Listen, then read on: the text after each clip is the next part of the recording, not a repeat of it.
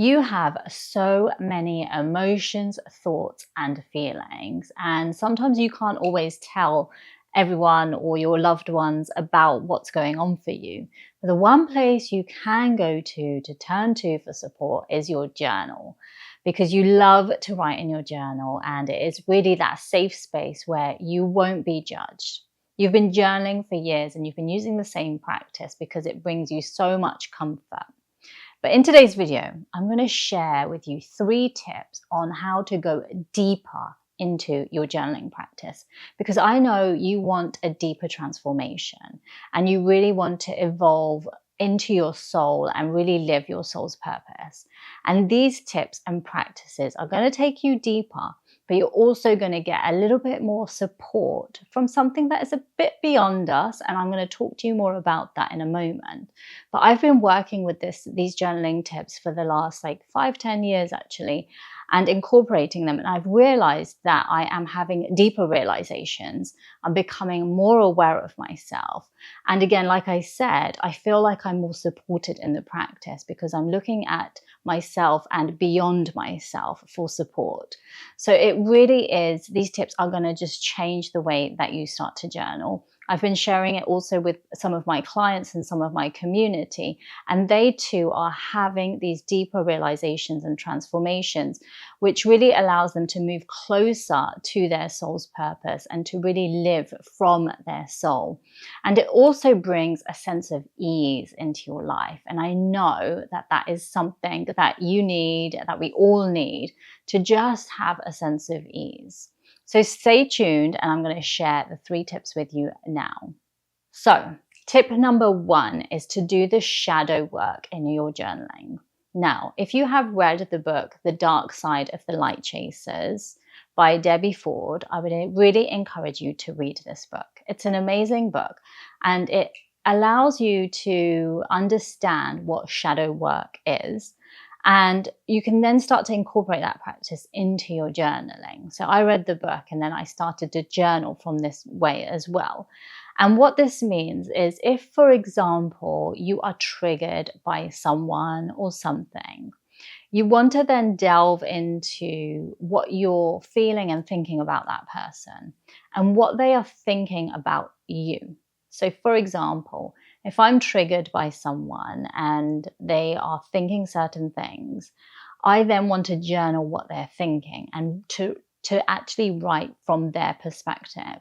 So for example, say somebody is thinking, oh, Jaina, she is a yoga teacher, but she really is not a great yoga teacher. She does not know what she is doing. Have you seen what she has been teaching her students? She has really not been sticking to the yoga principles and practices that I know. So all these kind of things and thoughts that I might be thinking that person's having about me. Does that make sense? I'm not sure if I've confused you there a bit, but I want you to understand what that person is thinking about you, and then to write that down, to write it in that 3rd person. So to write down, and what I tend to do is I will put it into speech marks and then write Jaina is da da da da, and to write down all the things that they are thinking about me or what I think they are thinking about me, because these are actually thoughts that you are thinking about yourself at a deeper subconscious level. So you really need to get those thoughts and put them down onto paper to shine a light on it so you can understand what your mind is thinking and where you are subconsciously really beating yourself up. Bring that to the light so that we can release it and heal it, and so that you can step into the person that you want to be and that you need to be and that you can be.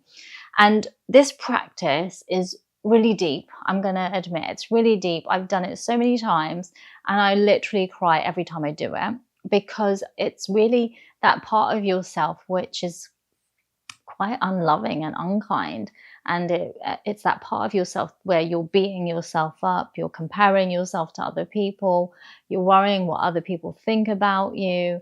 And actually, if you can go into that dark side, into that dark space, you will get closer to the light, okay? But you need to move through it. It is a big practice. So I'd encourage you, when you do this practice, to find a quiet space, maybe light a candle and, light something. So just to bring light and awareness to your practice of journaling. And then just to write and to get it all out, to cry. So have a box of tissues handy, cry, let it all out. And to then, after you've done the practice and after you felt like that release, that you've done it, it is intense, it's heavy work. You might feel quite tired afterwards. But I want you to then just write in the third person again. So I would write, Jaina, you are amazing. You're really great at this. You are doing so wonderfully. And to then step into your positive voice and really go there. Really write down all the positive things that you can say about yourself, and to write that down, to then readjust and realign your energy, because you will have gone down into the dark. And then you need to go up to the light to try and pull yourself back into some sort of equilibrium state, okay? So it's really important that you do that to finish off that shadow work practice.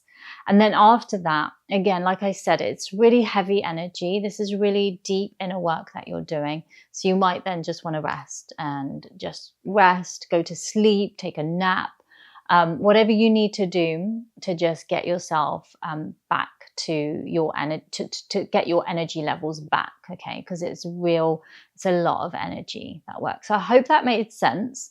If you need any further instructions on that, comment below. I'd love to know like what you need me to guide you on further in that shadow work practice. But otherwise, check out the book, The Dark Side of the Light Chasers, and then start to incorporate that way of looking at things in your journaling practice. It will take you a lot deeper. So I want to go into tip number 2 now. So tip number 2 is, what do you do with all your journals when you've written in them? Okay, so I have been journaling for so many years, like probably over 15 years. And so I have accumulated so many journals. And in that time, I have kept some journals and some I have disposed of. And it really is down to you and down to what you want to do with the energy of your journal. So there are times where I have written a lot of things down and then I have burnt it. So I've actually taken the paper and I've burnt the paper, because this is a transformation of energy and it's a real sense of release. I also think when you burn something, when you see like the fire and you see the flames and you see and you smell it and you just release it, and it kind of ignites all your senses, and then it's like kind of cleared and it's come out of you.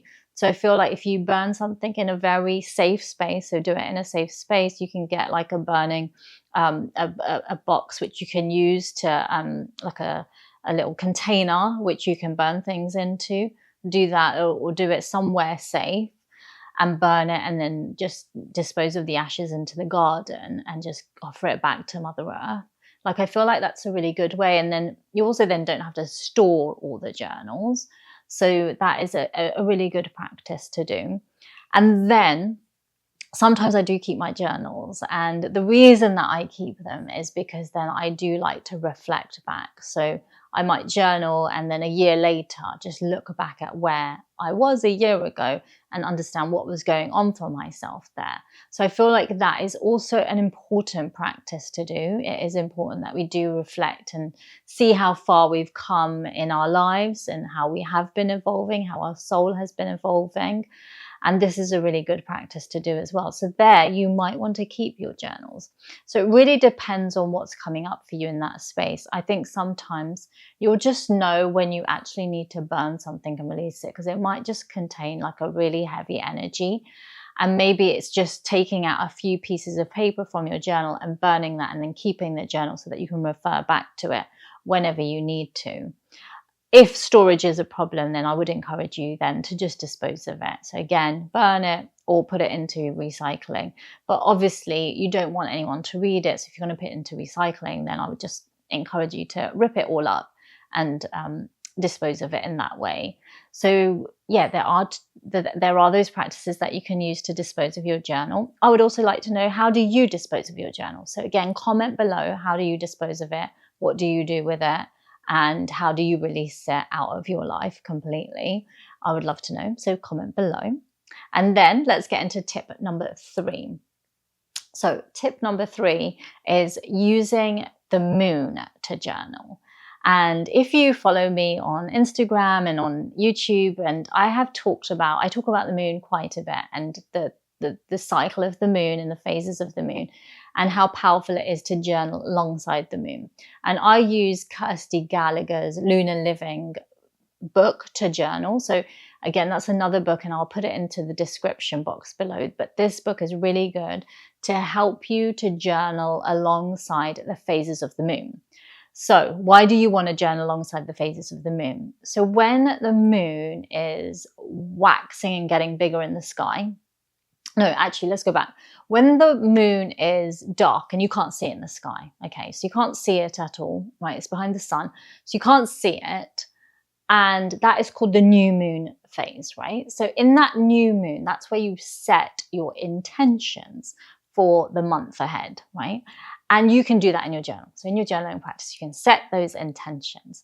And then as the moon starts to wax, so as you start to see it in the sky, you'll see it as like the crescent moon and it getting bigger and bigger until it becomes a half moon. It's at that point where you want to action things in order for those intentions that you set to be fulfilled. And then you action them. And then you will, at the first quarter moon, so when you've got the first quarter moon, you'll then just reflect back on seeing like what actions are happening and what's taking place. And you'll just reflect on what's working and what isn't, and what do you need to do. So again, you can do this all in your journal. And in Kirsty Gallagher's book, she actually talks about the actual prompts, and you journal alongside those prompts according to what phase the moon is at. And then you get to the full moon, and the full moon again is that point to just stop, look back on your intentions. Have you created them? To celebrate the intentions that you have created. And again, you can do that again all in your journal. And then as the moon starts to wane and it starts to get smaller in the sky, you start to release and you start to let go. And this is where you then write down all the things in your journal that you wish to release and to let go of. And this practice, I really believe this practice just gives so much power to the words that you're writing down in your journal. And I really feel like this connection then to the moon. So it becomes more about something bigger. It's not just about me when I do the journaling. So it won't just be about you as you journal. It will really be working with the universe, right? And working and tapping into the moon, and to work with something that is bigger and greater than just you on your own, right?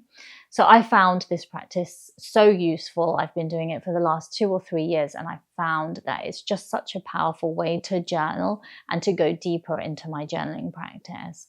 So that was tip number 3. Again, let me know in the comments below if you use the moon to journal, and if you follow the moon and the moon cycle. I would love to know. And I hope you enjoyed these tips. It was really good to share them with you.